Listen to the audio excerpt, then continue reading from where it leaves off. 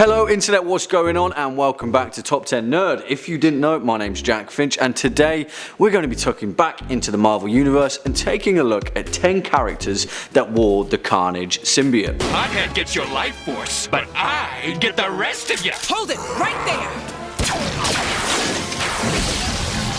Before we jump on in, if you want to stay up to date with our latest and greatest nerd uploads from the Marvel Cinematic Universe to DC and Dragon Ball Z, then go ahead and hit that subscribe bell floating down below. Please and thank you. Now, the symbiotes add an interesting amorphous dimension to the Marvel world, as if something conjured straight up by H.P. Lovecraft himself. These spacefaring sentient parasites have had their fair share of screen time, jumping from host to host in an effort to augment our canonical cast. Venom, Riot, Phage, Scream, Agony, and Carnage, that crazy son of a gun.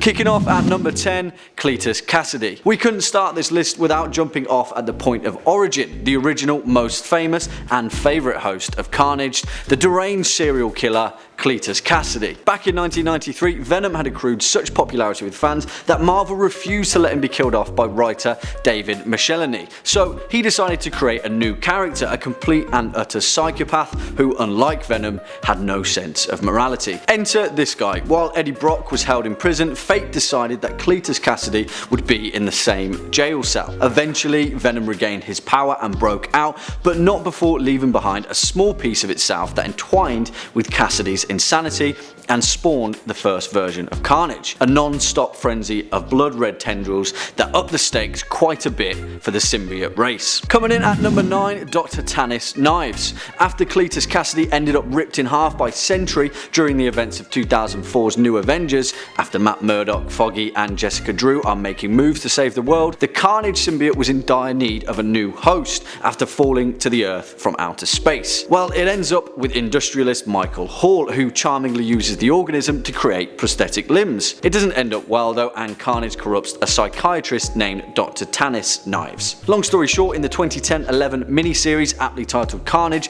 the symbiote learns that CLETUS CASSIDY is actually still alive and rapidly causes a wake of destruction to get back to his very first love, cyberlegs. And next up at number 8, CARLA UNGER. CARLA UNGER was a minor side character that really didn't have a whole lot of luck in this series. While researching some of the strange Carnage alien glue that had been conveniently collected after the events of Superior Carnage, Dr. Unger falls prey to the sneaky symbiote after it leaps up through a microscope and into her eye. Unbeknownst to her, she returns home where her abusive husband starts beating her. Well, this stirs up some anger, as it would, which helps the symbiote take over her body and unleash the carnage. It kills her husband, which she's absolutely fine with, but that's where her good fortune stops. The symbiote ends up eating Unger from the inside out in an effort to make itself bigger. Yikes. Coming in at number 7, CANICE CASSIDY. Let's take a little sidestep into the strange world of Earth 311, which is exactly the same as Earth 616, just 400 years in the past. Same heroes, same villains, just old-timey and stuff. It was created in the Marvel 1602 series when good old Steve Rogers travelled back through time and messed a whole lot of stuff up. Well, the 1602 universe also had its own Carnage, an English guy named CANICE CASSIDY, who believed that his symbiote was a demon and led to the creation of an evil group of villains called the Sinister Sextet. Unfortunately for him though, the warriors of the Great Web soon foiled their plans before Spider-Man soaked him with some weird symbiote suppressing acid. It's a tangent for sure. Rolling on in at number 6, KARL MALUS. We covered it a little bit with CARLA UNGER, but throughout the Superior Carnage series, first published in 2013, we begin to understand the lengths that certain villains would go to get a chance to contain the Carnage symbiote. It revolves around the Wizard and his long-standing villainous supergroup,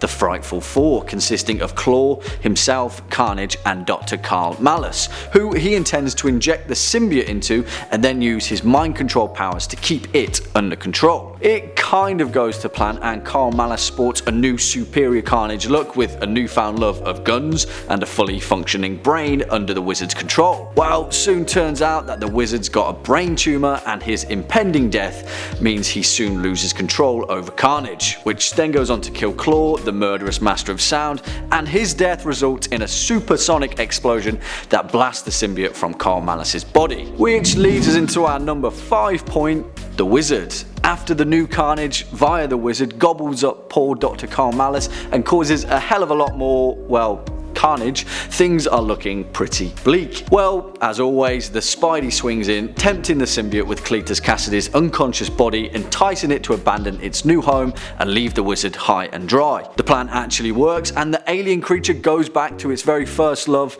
intentionally making the removal from the Wizard as painful as it possibly can. But like God from the machine, Claw comes back from the energy dead and focuses his remaining life force into a powerful blast of light and sound, separating the Carnage symbiote for long enough for it to be contained. Oh, also, because he melded with the symbiote, the Wizard is cured of his brain tumour. Great news. But then gets slapped back in jail. Nice. Coming in at our number 4 spot, John Jonah Jameson III. John Jonah Jameson III, the son of the infamous Daily Bugle editor, has a series of strange incarnations throughout his run as a Marvel denizen. Colonel Jupiter, Man-Wolf, Star God, but his most unfortunate role was in the 1996 Web of Carnage storyline. Throughout the plot, there are concerning reports of a Carnage-esque figure terrorizing the streets of New York. Everyone's pretty perplexed because CLETUS Cassidy is locked up at the Ravencroft Insane Asylum, or so they think, with a cell specifically designed to contain the symbiote. Well, it turns out that it's good old John Jameson, who works as the chief of security at Ravencroft Asylum, and his one and only responsibility was to make sure that nothing got out of CLETUS Cassidy's cell. Great stuff, John. You literally had one job. Which leads us to our next spot, number 3, Peter Parker / Ben Reilly.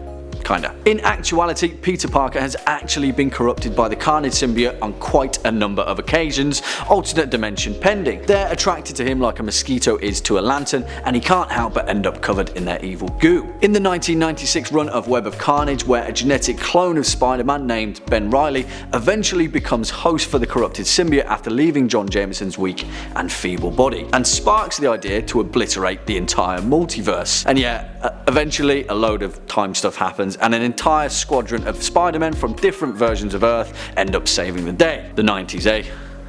And also in the Ultimate Spider-Man series, when the Green Goblin injects Peter with the venom serum, reacting poorly to his spider radiation biology and mutates into a crazy, chaotic, spiky version more akin to Carnage. It ends well though, so don't worry. Swinging in at number 2, the Silver Surfer.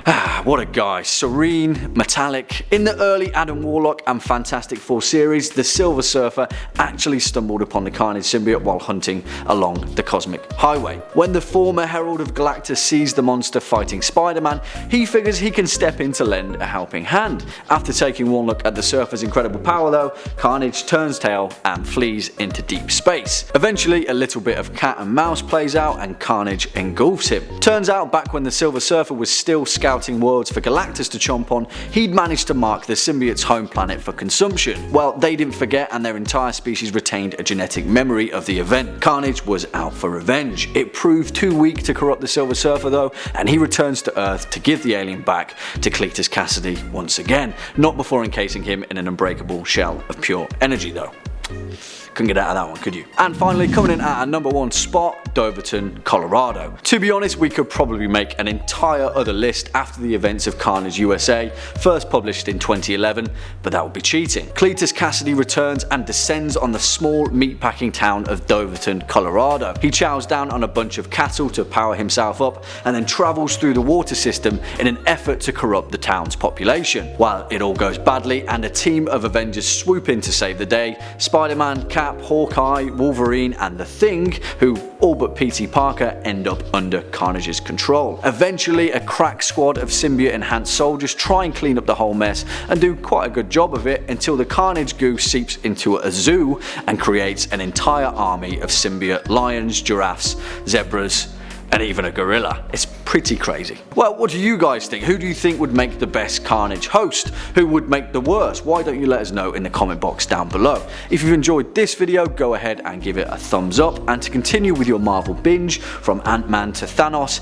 hit that playlist floating shortly above. I sincerely hope you've enjoyed this video. As always, I've been your host Jack Finch. You've been watching Top 10 Nerd, and until next time, you take it easy.